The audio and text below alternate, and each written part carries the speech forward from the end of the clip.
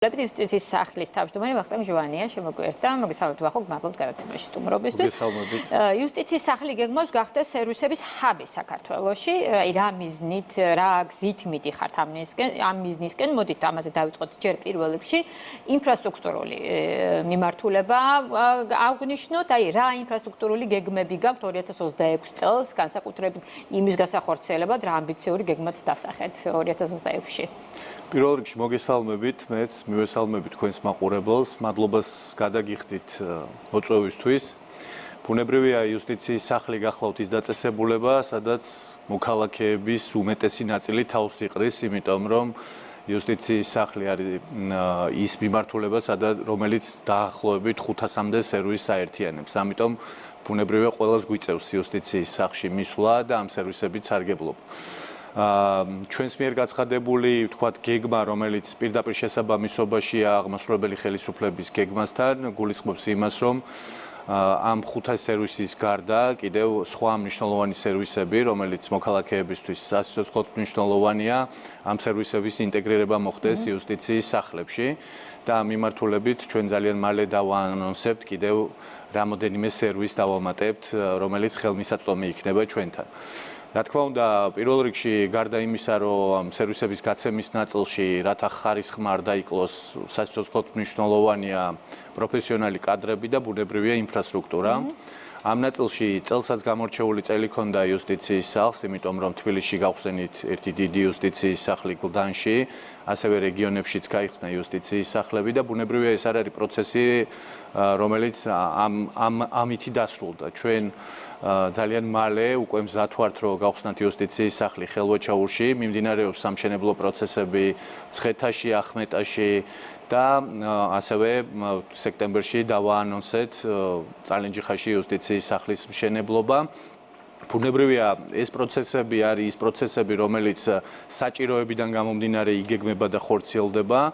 ასევე ვფიქრობთ და პრემიერმაც გააჟღერა ამის შესახებ გდანის იუსტიციის სახლის გახსნაზე, რომ აუცილებლად უახლოეს მომავალში დაიწყება მშენებლობები დიდ დიღომში და ვარკეთილში, რაც რა თქმა უნდა განტვირთავს თბილისის ცენტრალური იუსტიციის სახლს. ცენტრალური იუსტიციის სახლის განტვირთვა კიდევ ავტომატურად ნიშნავს იმას, რომ რიგები და ის ლოდინის პერიოდი, რომელიც არ თუ ისე დიდი ამ მომენტისთვის კიდევ უფრო მეტად შემცირდება.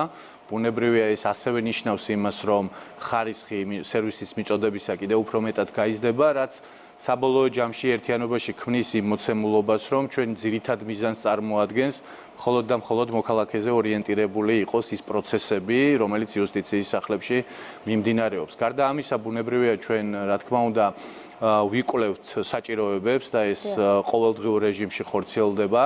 და აქედან გამომდინარე, თუ გახდება საჭირო კიდე დამატებით ახალი იუსტიციის სახლების მშენებლობა, ამისთვისაც მზად ვართ და ბუნებრივია ერთ-ერთი ჩვენი მნიშვნელოვანი, ასე ვთქვათ, ინოვაციური პროექტი, რომელიც არის მობილური იუსტიციის სახლი, ბუნებრივია ამ ნაწილში შეგვიძლია კიდევ უფრო გავზარდოთ მობილური იუსტიციის სახლების რაოდენობა. ანუ 2026 წელს ფილიალების რაოდენობა შესაბამისად გაიზრდება და ქვეყნის მასშტაბითაც უფრო მეტი გვექნება, ესე ვთქვათ, უფრო ახლოს იქნება მოქალაქეებისთვის, მათთვის სასურველი იუსტიციის სახლის სერვისი. დიახ, დაახლოებით 2026 წლის ბოლოსთვის იუსტიციის სახლების რაოდენობა სადღაც 132-დან 134-მდე მოიმატებს, ასევე გაიზრდება მობილური იუსტიციის სახლების რაოდენობა და ამ ყველაფრის მთავარი მიზანი, რაც თქვენ ბრძანეთ, ის არის, რაც შეიძლება ახლოს მივიტანოთ თითოეულ მოქალაქესთან ის სერვისი, რომელიც ხელმისაწვდომია იუსტიციის სახლებში. ეხლა მოდით სერვისებზე გადავიდეთ, თქვენ თქვით და საუბრის დასაწყისში, რომ კიდევ გეგმავთ.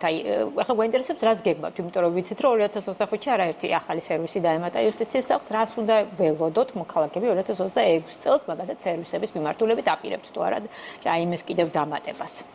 ძალიან რამოდენიმე დღეში უკვე გავაჟღერებთ ამ სიახლეს სერვისების მატებასთან მიმართებაში და ამაზე უკვე ვმუშაობთ. ბუნებრივია სერვისების მატება არ გახლავთ რაღაცა ისეთი მარტივი პროცედურა, ამას სჭირდება ტრენინგები, ამას სჭირდება პროგრამული უზრუნველყოფა, ამას სჭირდება სტაფის მომზადება.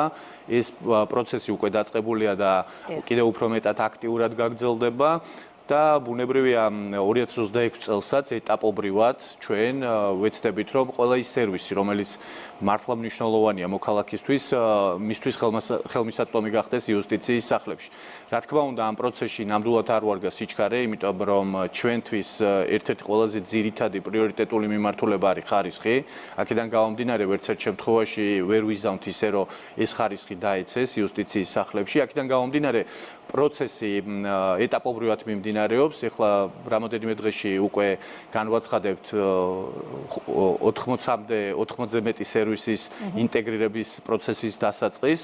ამის შემდეგ უკვე ეტაპობრივად სამუშაო პროცესთან ერთად დავაანონსებთ ბუნებრივია ყველა იმ სერვისის შესახებ, რომლის ინტეგრაციაც მოხდება დროთა განმავლობაში. და რა თქმა უნდა როგორც ინფრასტრუქტურულად ისე ჩვენი თანამშრომლების კუთხითაც სრულად მზად ვიქნებით იმისთვის რომ ამ ახალ სერვისებთან მიმართებაშიც მოქალაქეები მივიღოთ, გავცეთ ეს სერვისები და ყველაზე მთავარი არ დავივიწყოთ ხარისხი, რომელზეც დგას იუსტიციის სახლები. აქედან გამომდინარე ეს არის ესეთი მიმდინარე პროცესი, რომელსაც ჩვენ მაქსიმალურად ვცდილობთ რომ მოვაქციოთ ისეთ ჩარჩოებში, როგორიც ასე ვთქვათ არის იუსტიციის სახლების სავიზიტო ბარათი. ცალკე აღნიშნვის ღირსშესანიშნავად ქორწინების სერვისები, ამაზე მინდა ცალკე კითხოთ, აი გეგმება თუ არა ახალი ქორწინების სახლების გახსნა.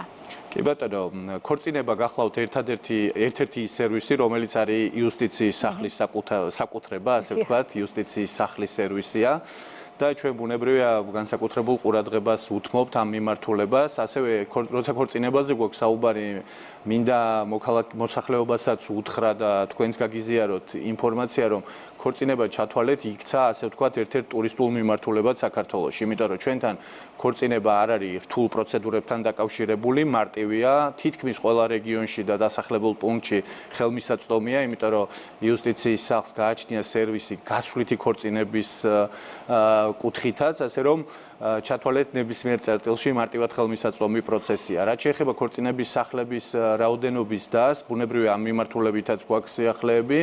ჩვენ ვთქვათ, კახეთის მხარის გუბერნატორთან ერთად და რეგიონალურ განვითარების და ასევე ინფრასტრუქტურის სამინისტროსთან ერთად თელავში ძალიან მალე გადმოგვეცემა ქორწინებისთვის საჭირო სივრცე და იქაც გავხსნით ქორწინების სახლს, ასევე აქტიურად დაიწყება პროცესები სიღნაღის ქორწინების სახლის რეაბილიტაციის კუთხით და როგორც კი დასრულდება ეს პროცესი, სიღნაღში ხელმისაწვდომი იქნება 24 საათიანი ქორწინების მომსახურეობა, რაც ასევე მნიშვნელოვანია და განსაკუთრებით ალბათ ტურისტებისთვის.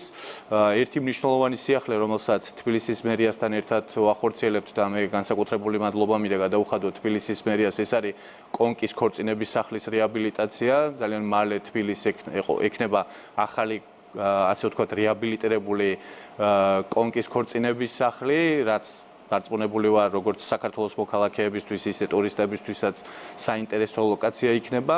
ჩვენ გეგმაში გვაქვს და მალე დავაანონსებთ ასევე ტურისტულად აქტიურ რეგიონებში ქორწინების სივრცეების და სახლების გახსნის კუთხით სიახლეებს და ბუნებრივია ასევე ქორწინების სერვისის ნაწილშიც გვინდა რაღაც სიახლეები შევიტანოთ და შევთავაზოთ საზოგადოებას. ანუ წაახალისოთ, თავარი სურვილი იყოს და დანარჩენს ყველაფერს აკეთებთ მოკლედ ამისთვის. და ბოლოსკენ აუცილებლად მინდა კითხოთ, საერთაშორისო აღიარებაზე არაერთი ჯილდოსფრობელია იუსტიციის სახლი. დაახლოებით ხვდები ხა პასუხი რაც იქნება, იმიტომ რომ თქვენ იმდენი აქცენტი გააკეთეთ ხარისხზე, რომ ხარისხი არის ერთ-ერთი მთავარი ამოსავალი, მაინც რაზე დგას ეს საერთაშორისო წარმატება იუსტიციის სახლის? კი ბატონო, ზოგადად იუსტიციის სახლი მოგეხსენებათ, რომ არის ერთ-ერთი გამორჩეული პროექტი, რომელიც მთელ მსოფლიოში აღიარებულია და ასე ვთქვათ, ყველას ყურადღებას იპყრობს. მაგრამ რა თქმა უნდა, არსებობს რაღაც მომენტები, როცა ვთქვათ, ჩვენც აუცილებლად გვაქვს საჭიროება იმისა, რომ ავყვეთ თანამედროვე, ვთქვათ, რეალობას. ეს იქნება ტექნოლოგიები თუ ასე შემდეგ. ამიტომ ხვალინდელი დღე, როცა ვსაუბრობთ ხარისხზე, როცა ვსაუბრობთ წარმატებაზე და აღიარებაზე, ბუნებრივია ამ ნაწილში ჩვენს ყოველდღიურ რეჟიმში გვიწევს ესეთი მნიშვნელოვანი ნაბიჯების გადადგმა. მაგალითისთვის ჩვენ ძალიან მალე ვგეგმავთ, რომ ხელოვნური ინტელექტი გამოვიყენოთ ჩვენი სატელეფონო ცენტრის საქმიანობაში. ასევე ვთქვათ, ეხლა გვაქვს მოლაპარაკებები და იუსტიციის სახლის ხვალინდელი დღის ერთ-ერთი შემადგენელი ნაწილი იქნება ასევე რობოტების გამოყენება სერვისების გაცემის პროცესში. რაც შეეხება აღიარებას, ბუნებრივია ჩვენ 2025 წელსაც მოვიპოვეთ და 18 საუკეთესო სერვისის გამცემ დაწესებულებას შორის აღმოჩნდით იუსტიციის სახლზე მაქვს საუბარი.